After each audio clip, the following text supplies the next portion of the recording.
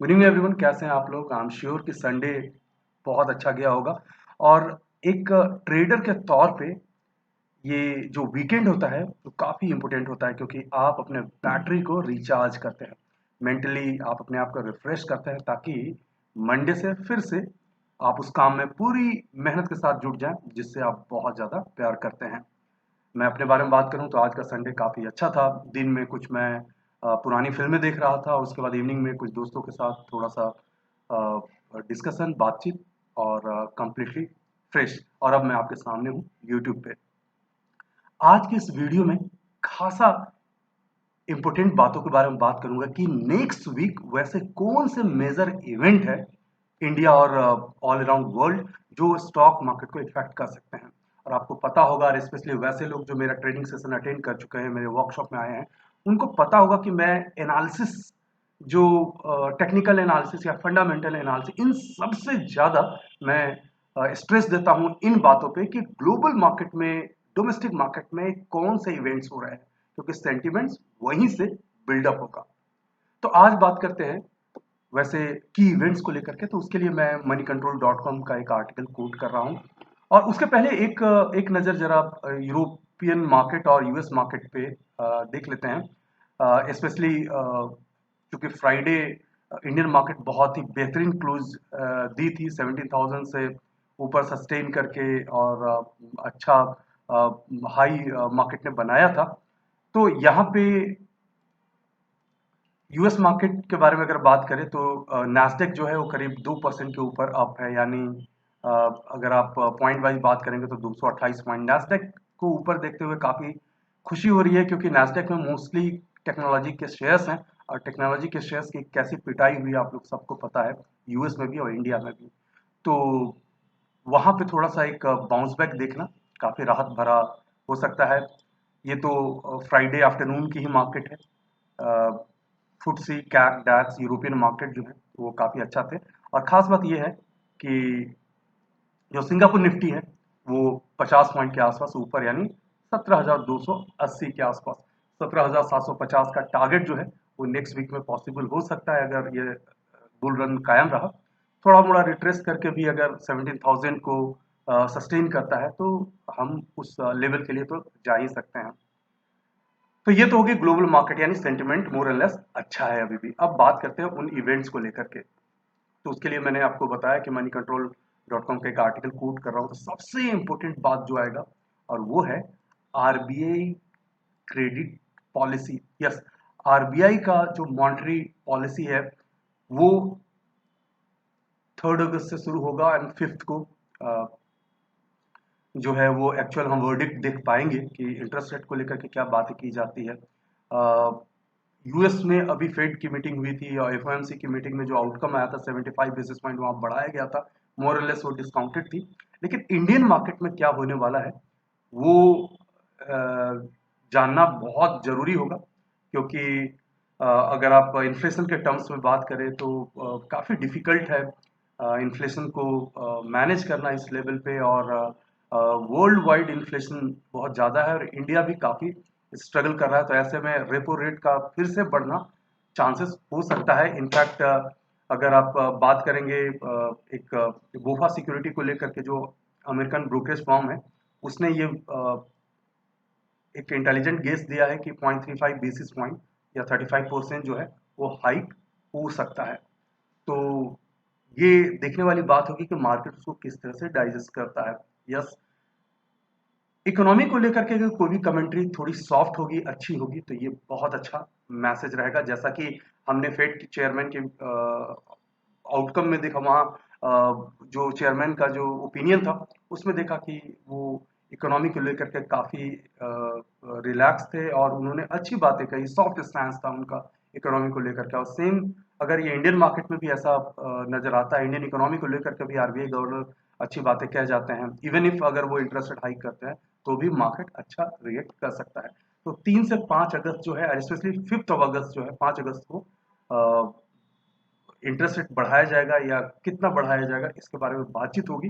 तो वो जरा इवेंट्स को ध्यान से रखें, इवेंट को अपने रडार में जरूर रखें और मार्केट को उसके अकॉर्डिंग मॉनिटर करते रहें। दूसरा जो पॉइंट्स है उसके बारे में बात करूंगा, वो है कि ऑफ कोर्स जो नेक्स्ट वीक है, क्योंकि क्वार्टर वन के रिजल्ट्स अभी तक आए जा रहे हैं, और नेक्स्ट वीक में भी बेहतरीन बहुत सारे ऐसे कंपनी हैं जिनका रिजल्ट्स आएगा। जैसे कि कुछ मैं बता दूं, टाइटन है। आप जानते हैं टाइटन का नाम लेने के बाद ही हमें पता होता है कि इसमें झुनझुनवाला जी का बहुत ज़्यादा इन्वेस्टमेंट है। डाबर का रिजल्ट आने की बात हो रही है। बैंक ऑफ इंडिया अपना रिजल्ट देगा। आईटीसी आपको पता है कि खराब मार्केट में सबसे अच्छा परफॉर्मेंस देने वाला आईटीसी ही रहा है। इसी तरीके से जोमेटो को लेकर के आपको बहुत ज़्यादा एक टॉक ऑफ द टाउन है, क्योंकि जिस तरह से जोमेटो का प्राइस बहुत नीचे आया है 39-40 के आसपास, फिर वहाँ से थोड़ी सी रिकवरी भी आई है, लेकिन इसका क्वार्टरली रिजल्ट क्या कहता है उसके बारे में जानना बहुत ज़रूरी होगा। तो इस तरह से बहुत सारे कंपनीज हैं जिनके क्वार्टरली रिजल्ट आने हैं। मार्केट उन्हें लेकर के बहुत ही करीब से उनको मॉनिटर करेगा। उन्होंने स्टॉक को भी देख सकते हैं, गेल है, एलआईसी हाउसिंग फाइनेंस है, काफ़ी इंपोर्टेंट स्टॉक हैं, कंपनीज है जिनके क्वार्टरली रिजल्ट आने हैं, तो वो एक काफ़ी इंपोर्टेंट बात होगी। इसके अलावा कुछ कंपनीज है जो डिविडेंड दे रही है next week, like Maruti Suzuki है, एबॉट इंडिया है, यूनाइटेड ब्रेवरीज है, बाटा इंडिया। इस तरह से ये कंपनीज हैं जो डिविडेंड देने वाले हैं। अगर आप इनके शेयर होल्डर हैं तो इन पर जरूर फोकस रखें। इसके अलावा कुछ इवेंट्स हैं। वाइस प्रेसिडेंट इलेक्शंस मार्केट के लिए बहुत ज़्यादा सिग्निफिकेंट नहीं होगा। Lok Sabha likely to have debate on price rise, yes, but direct discussion के मार्केट से कैसे लिंक करेंगे तो है। जो मुझे एक और बड़ा मैक्रो इकोनॉमिक थिंग्स जो नज़र आ रहा है वो है बैंक ऑफ इंग्लैंड का रेट डिसीजन। जैसे आरबीआई का 5 अगस्त को आना है, क्या इंटरेस्ट रेट बढ़ाया जाएगा नहीं, तो उसी तरीके से बैंक ऑफ इंग्लैंड का इतना मायने इसलिए हो जाता है कि यूरोपियन मार्केट काफ़ी हद तक उस पर डिपेंड कर रही होती है। तो जो लास्ट मीटिंग में भी इंटरेस्ट रेट हाइक किए गए थे, और क्योंकि यूरोप का भी अगर इन्फ्लेशन आप देखेंगे तो बहुत ज़्यादा तेज़ी से बढ़ते गया है, और उसको इंटरेस्ट रेट को कर्व करने के लिए इंटरेस्ट रेट को फिर से बढ़ाना जरूरी हो सकता है। और बैंक ऑफ इंग्लैंड की जो रेट डिसीजंस होगा वो देखना बहुत ज़्यादा जरूरी होगा। तो याद रखिएगा 4 अगस्त को। उसके बाद कुछ और पॉइंट्स हैं जिसके बारे में हम बात कर सकते हैं, और वो है यूएस जॉब रिपोर्ट्स को लेकर के। जॉबलेस क्लेम्स जो है वो आपको अगर कम होता है तो काफ़ी अच्छा है। और एम्प्लॉयमेंट को लेकर के कोई भी बात है वो इकोनॉमी कितनी स्ट्रांग है वो बताती है। अभी US economy added 3,70,000 jobs in June, वो बेटर देन एक्सपेक्टेड ये रिजल्ट रहा है। तो अब ये जून में हुआ है, तो जुलाई में क्या रहा है यूएस जॉब रिपोर्ट कार्ड क्या कहते हैं, एम्प्लॉयमेंट डेटा क्या कहते हैं जुलाई के, वो 5 अगस्त को नजर आएगा। तो उस पर आपको बहुत ध्यान देने की जरूरत है, क्योंकि यूएस का लेबर मार्केट जो है वो काफ़ी मायने रखता है। उसके डेटा जो स्टडी करना है वो काफ़ी इंपॉर्टेंट होता है ओवरऑल स्टॉक मार्केट के लिए। तो इस तरह से मैंने काफ़ी मेन पॉइंट्स बता दिए। छोटे छोटे कुछ और हैं जो आएंगे, उनको आप इग्नोर भी कर सकते हैं, लेकिन यस, एक और जो मेन बात है वो मुझे लग रहा है वो ओपेक मीटिंग को लेकर के। ओपेक आप जानते हैं, organisation of petroleum exporting countries जो है, ओपेक के बहुत सारे मेंबर्स हैं। तो ऑयल सप्लाई को ज़्यादा करना है कम करना है ओपेक के मीटिंग में ही डिसाइड किया जाता है। और आपको पता होना चाहिए कि ऑयल का डायरेक्ट रिलेशनशिप है इकोनॉमी के साथ, स्टॉक मार्केट के साथ।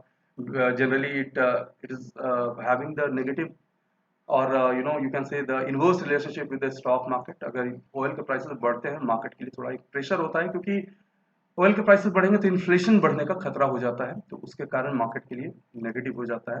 तो ये सारे पॉइंट्स जो हैं, कुछ और भी बातें हैं लेकिन मैं यहीं तक रुकना पसंद करूंगा।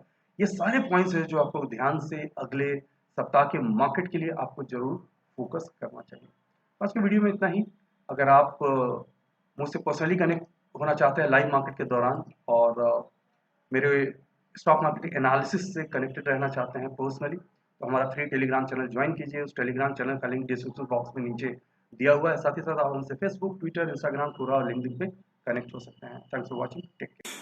वीडियो को लाइक करें, शेयर करें, सब्सक्राइब करें और आने वाले वीडियोस के नोटिफिकेशंस के लिए बेल आइकन को दबाएं।